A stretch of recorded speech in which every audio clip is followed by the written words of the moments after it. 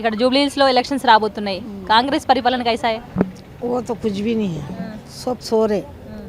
अब जगने वालों को जगा रहे, जो थे पहले वही अच्छे। బీఆర్ఎస్ ఉన్నప్పుడు ఎట్లా ఉండే మంచిగా ఉండే అంటున్నా కదా, మంచిగా అంటే सबको अच्छा देखे उन्होंने, हर चीज़ में थे उन्होंने। हमारे कांग्रेस तो कुछ भी नहीं, नींद ले रहे बोलू ना, उन्हें सो जा रहे उन्होंने, इन्हों जग रहे। अब इनको जगाना है हमारे। ఏమైనా వస్తున్నాయా స్కీమ్స్ ఏమైనా వస్తున్నాయా ఇప్పుడున్న ప్రభుత్వం దగ్గర నుంచి ఏం వస్తలేవు, ఏం వస్తలేవు, ఏం పోతలేవు అంతనే। ముస్లింలకి ఇస్తానన్న పథకాలు ఉన్నాయి కదా అవేమో ఏం లేవు, గ్యాస్ మీద ఎక్కువ అయిపోయింది, పింఛన్ అదే ఉన్నది, లైట్ బిల్ అంతానే వస్తుంది, తమాం పాడే అవుతుంది కానీ మంచిగా అయితే లేదు। ఇంకా ఏడాదికి ఒక పారి బట్టలు వస్తుండే, గిఫ్ట్లు వస్తుండే, గిఫ్ట్ కూడా లేవు, బట్టలు కూడా లేవు। తుర్కలకు కూడా ఇస్తుండే ఆయనే, మా పండుగ కూడా ఇస్తుండే, మళ్ళీ వాళ్ళ పండుగ కూడా ఇస్తుండే, మాకు కూడా ఇస్తుండే। అప్పుడు ఏం లేవు నాకు। ఇట్లా ఎలక్షన్స్ వస్తున్నాయి కదా ఇక్కడ ఎవరు ఉన్నారు ఎక్కువగా టీఆర్ఎస్ సునీత గారికి ఎక్కువ ఉందా చాలా ఉన్నది। ఎట్లా మీకు కూడా అంటే కాంగ్రెస్ నుంచి ఏమైనా స్కీమ్స్ వస్తున్నాయా రాలేదండి।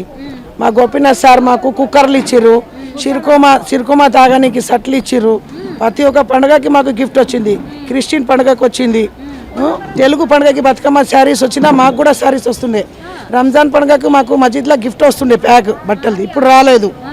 మాకు మిషన్లు పంచిర్రు, అన్నీ చూసుకున్నారు, ఇప్పుడు ఏం రాలేదు స్కీమ్స్।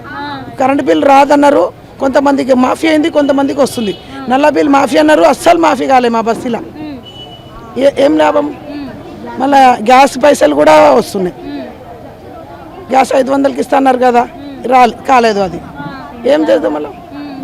ఇప్పుడు మైనారిటీలకి కాంగ్రెస్ ప్రభుత్వం వచ్చిన తర్వాత చాలా హామీలు ఇస్తా అని చెప్పేసి చెప్పింది కదా, కాలేదు కదా మేడం, మీకు కూడా తెలుసు కదా ఎన్ని హామీస్ చెప్పారు, అది వేస్ట్ అయిపోయినాయి। బీఆర్ఎస్ హయాంలోనే మీకు ఏం రాలేదంట కదా, ఎందుకు వచ్చినాయి కదా, చాలా వచ్చింది మాకు, ఇంట్లో కుక్కర్లు వచ్చినాయి, అన్ని గిఫ్ట్లు వచ్చినాయి, క్రిస్మస్కి వచ్చినాయి, రంజాన్కి వచ్చింది, దసరాకు వచ్చింది, అన్ని ఫెస్టివల్కి వచ్చినాయి, నాకు పేరు వస్తలేవు। ఇప్పుడు ఏమొచ్చింది మేడం మీరే చెప్పండి, రంజాన్కి మాకు వచ్చినాయి బట్టలు రాలేవు, ఏం రాలేదు మాకు ఈ ప్రభుత్వం వచ్చినప్పటి నుంచి। అయితే మాకు టీఆర్ఎస్ ఉన్నప్పటి నుంచే మంచిగా ఉండే। రీల్స్ లో బాగా కాంగ్రెస్ తరపు నుంచి నవీన్ యాదవ్ పేరు ఎక్కువగా వినబడుతుంది, ఆయన పేరు చెప్పనీకి లేదు, ఆయన గెలిస్తే చూద్దాం కానీ ఆయన పేరు తీసుకోం మేము, కానీ మాకు అయితే టీఆర్ఎస్ పార్టీ మంచిగా చేసిందని చెప్తున్నాం। అంటే ఇక్కడ పార్టీని చూసి ఓట్లేస్తారంటారు ఖచ్చితంగా?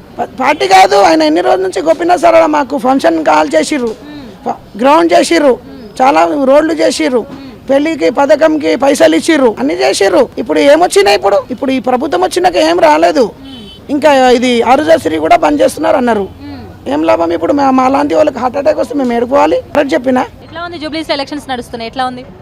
జూబ్లీ హిల్స్ మాత్రం ఈ కాంగ్రెస్ పార్టీ మోసం చేసినందుకు మేము బీఆర్ఎస్కి ఇద్దాం అనుకుంటాం ఈసారి, ఎందుకంటే కాంగ్రెస్ ఇచ్చిన హామీలు ఇవి నెరవేర్చలే, పెన్షన్లు కానీ ఇవి పెంచుతున్నారు, అవి పెంచలే, హైదరాబాద్లో అంతా ప్రాబ్లమ్స్ అవుతున్నాయి, కాబట్టి మేము ఈసారి తప్పకుండా బీఆర్ఎస్ క్యాండిడేట్ గోపీనాథ్ భార్యకేసి ఆమెను గెలిపిద్దాం అనుకుంటున్నాం।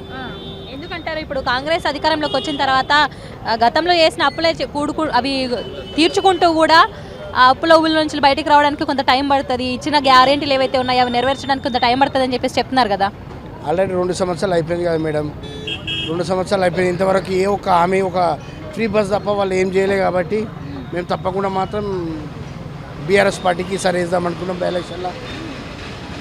నవీన్ యాదవ్ అనే పర్సన్ చాలా స్ట్రాంగ్గా ఉన్నారు అని చెప్పేసి చెప్తున్నారు కదా, క్యాండిడేట్ స్ట్రాంగ్ అనే విషయం కాదు మేడం, కేసీఆర్ చేసిన 10 సంవత్సరాలు మంచిగా పరిపాలించిన, మాకు ఇబ్బంది లేదు హైదరాబాద్లో। ఇప్పుడు వ్యాపారాలు చేసుకోవాలన్నా ప్రాబ్లం ఉంది, ఏదానికైనా ఆటో నడిపించే వాళ్ళకి ఆటోలో ఇబ్బంది, ప్రతిదానికి సామాన్య ప్రజలకు ఇబ్బంది ఉన్నది, కాబట్టి ఈ హామీలు ఏవైతే నెరవేర్చాలంటే కేసీఆర్ ప్రభుత్వం వస్తేనే మాత్రమే ఈ బీఆర్ఎస్ పార్టీ గెలిస్తే ప్రశ్నిస్తాం, కాబట్టి అప్పుడన్నా వీళ్ళు ఈ హామీలు నెరవేరుస్తారని నమ్మకం, కాబట్టి బీఆర్ఎస్కి ఇస్తాము।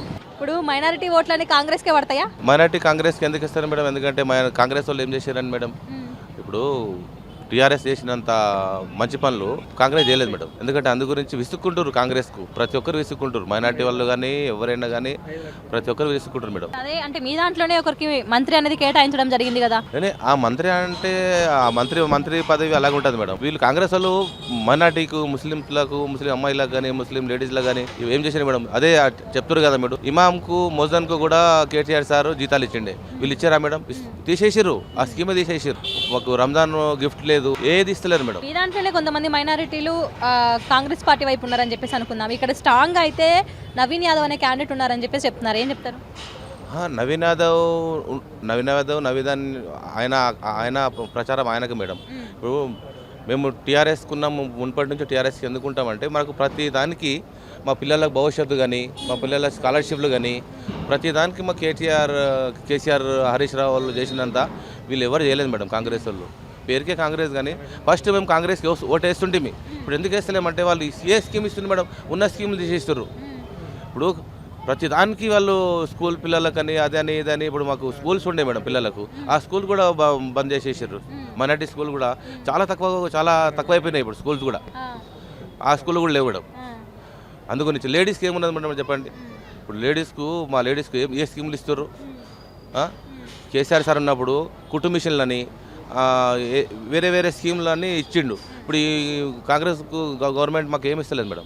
మీకు చాలా హామీలు అనేది పెట్టడం జరిగింది కదా, అందులో ఇప్పటివరకు మీకు అసలు ఏం రాలేవా? ఒక స్కీమ్ కూడా రాలేదు మేడం. మైనార్టీ వాళ్ళకు కానీ ముస్లిం వాళ్ళకు కానీ ఒక స్కీమ్ కూడా ఇవ్వలే. కేసీఆర్ సార్ పెట్టిన స్కీమ్లే ఉండే, అవి కొన్ని ఇచ్చింది, కానీ కాంగ్రెస్ గవర్నమెంట్ అయితే మాకు ఏమి ఇవ్వలేదు మేడం, ఏమి ఇవ్వలే మాకు. ఇప్పుడు ఇక్కడ జూబ్లీహిల్స్ ప్రజలు ఎటువైపు ఉన్నారంటే ఏం చెప్తారు? 80% మేడం బీఆర్ఎస్ వైపుకి ఉన్నారు మేడం. 80% బీఆర్ఎస్ వైపే ఉన్నారు. ఎందుకంటే బీఆర్ఎస్ మాకు చేస్తుందని మాకు ఆశ ఉంది.